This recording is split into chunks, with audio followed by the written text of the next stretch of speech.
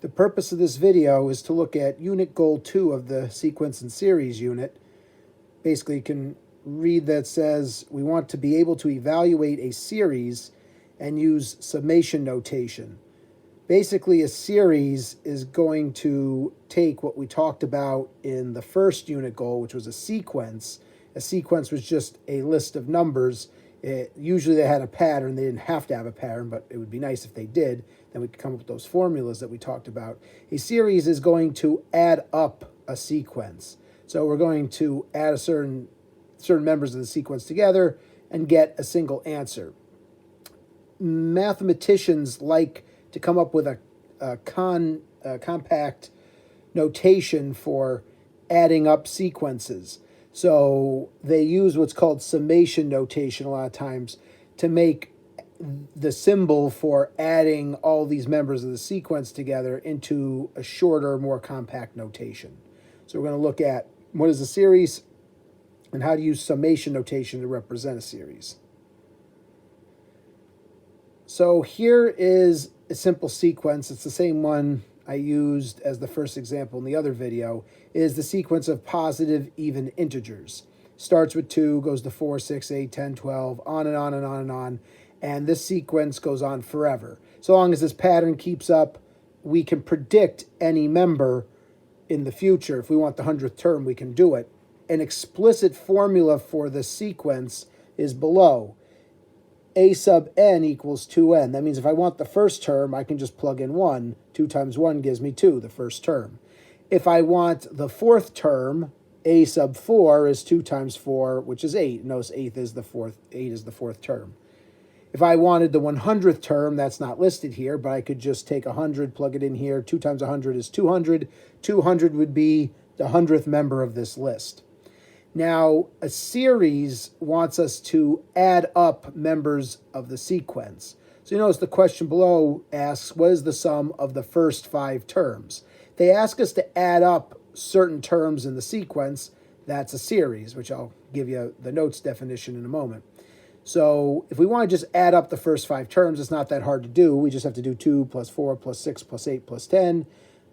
Some people would grab a calculator, but it's not even that bad to do because we have 10. 2 plus 8 is another 10, and 4 plus 6 is yet another 10. So we basically get 3 tens, which is 30. So if we just look at the first 5 terms, they add up to 30. So what is the answer to this?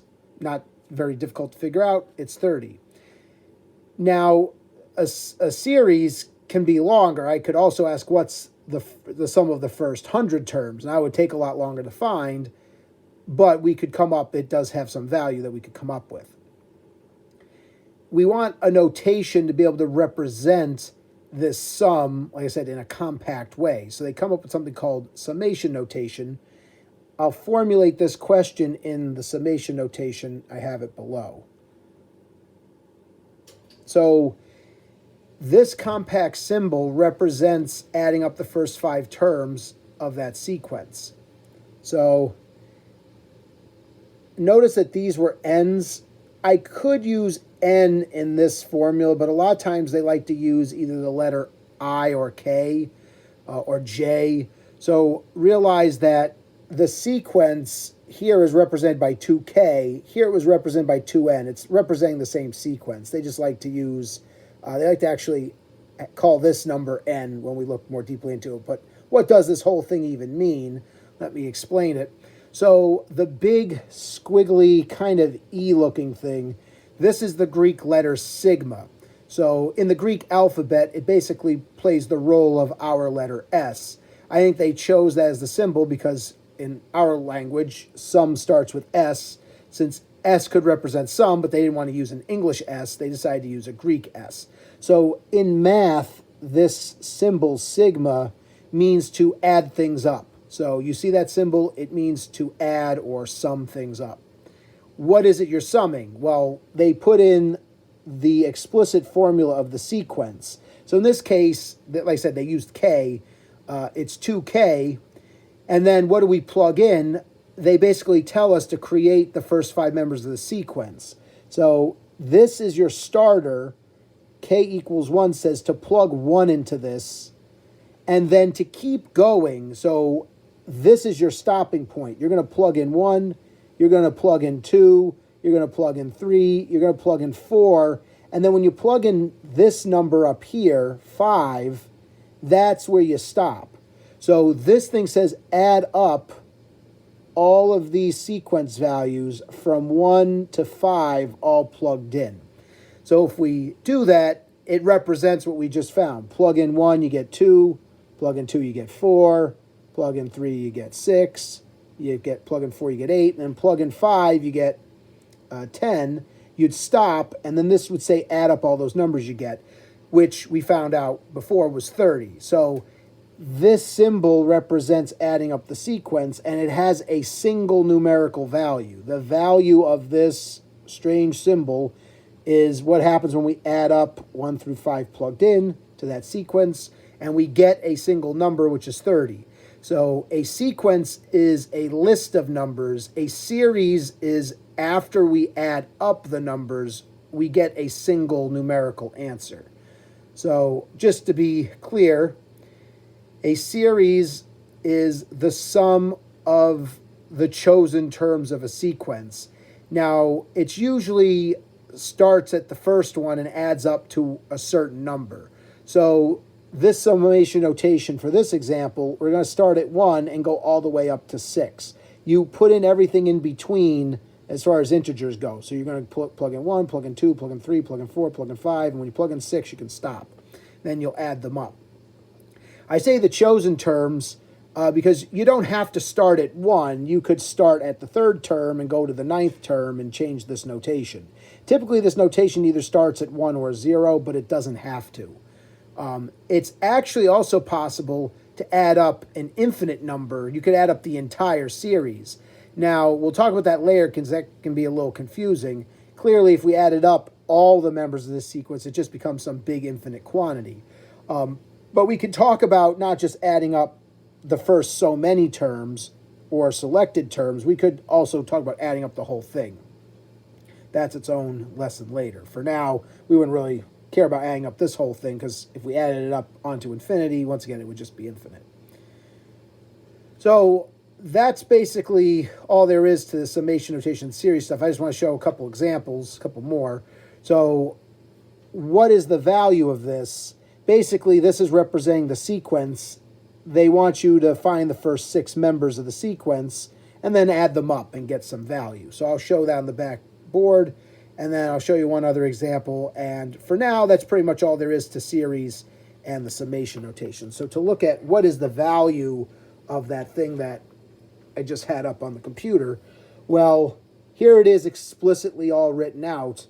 I'm going to take that 1, plug it in, take the 2, plug it in, keep plugging in until I get up to 6. Notice I did that. I plugged in 1, plugged in 2, plugged in 3, 4, 5, and 6 into that K. So that K, which is called an index, or sometimes it's an I or whatever, that little index tells us what to plug in for the variable that's listed there. Once I plug in 1 through 6, I can just find the values of all those things. So I did. The first one, 2 to the 1 plus 1 is 3. 2 to the 2 plus 1 is 5. 2 to the 3 plus 1 is 9, and so on. So I'm taking those first 6 terms. So if we were actually making this sequence, the sequence would be 3, 5, 9, 17, 33, 65, and so on.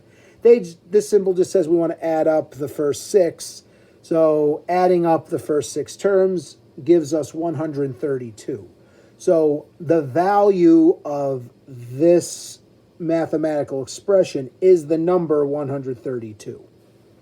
We'll look at one more.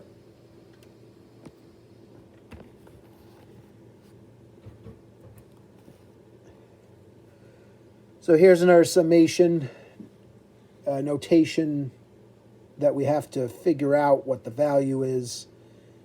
Basically, in this one, I just want to show an example where they didn't start it at 1. It is possible you can adjust these counters to start and end wherever you want. For our purposes, these will be integers. They'll be, whole numbers, either positive or negative. They're typically positive whole numbers.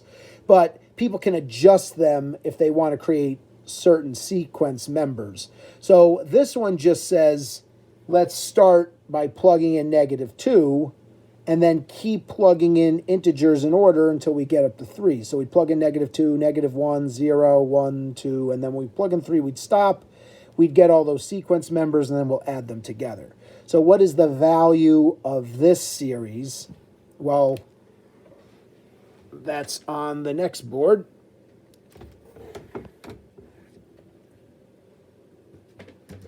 So what is the value of this series? Basically, I plugged in -2, -1, and so on till I got to 3, and created the sequence, and then just added up those members of the sequence. So starting out, 2 times 3 to the -2. Make sure you get your order right, even if you're using a calculator. Be careful. Now, what is the value of 2 times 3 -2? You can get it by hand. If you remember how to do negative exponents, 3 to the -2 would be 1 over 3 to the +2. 1 over 3 squared is 1 over 9, and then you double it to get 2 over 9. So you can get that without a calculator. In this unit, it's not that you can't have a calculator, but it's not necessary in this case to get that value through a calculator. If you do it in a calculator, make sure you put everything in the right order. Notice I have the parentheses, the power -2, all that stuff. All right. The next value is 2 times 3 to the -1, which is 2 times 1 over 3 to the +1, which comes out as 2/3. Then 2 times 3 to the 0. 3 to the 0 is 1, so I just get 2. And then they get a little easier to calculate. 2 times 3 is 6. 2 times 3 squared is 2 times 9, which is 18. And then this is 2 times 27, which is 54. Once again, these could all just be thrown into a calculator and make your life a little easier. I'd have to sum all these up. So to add these up without a calculator, I'd need to get a common denominator. That would be a bit annoying. But adding them all up, you would either get the improper fraction, 728 ninths. That's equivalent to 80 and 8 ninths, which as a decimal would be 80.8 repeating. So what is the value of this series? It's the sum of this section of the sequence, which comes out as either one of these two values would be an appropriate answer. Okay, so that's series, summation notation, and a few examples. The assignment is up listed with the video. If you just plug in the values, you should be okay. You can use a calculator if you need. The last thing I'll mention will be for the next lesson, we want to start coming up with shortcuts for these things. So what do I mean by a shortcut? I'll put the old example back up. This one only asked me to find the sum of the first 6. If somebody changed that number, somebody took that 6 and changed it to something that was very high, like say someone changed it to 100, they wanted me to add the first 100 terms. Now, I could do it by hand, but that would take a really long time. So the next lesson will focus on shortcuts for being able to add these things up. You can always just plug in and do them by hand, but if someone jacks up the number up top, if someone wants to add up the first 100 or first 500 terms, you don't want to have to go do it by hand. Now, you could, once again, try to use a calculator, but even doing this long way out in the calculator would take a while. So our goal is to see how to get a shortcut for evaluating these, some kind of formula, if that number gets really large. So there are some shortcut formulas. That's what the next video will focus on. All right. Until then, stay well.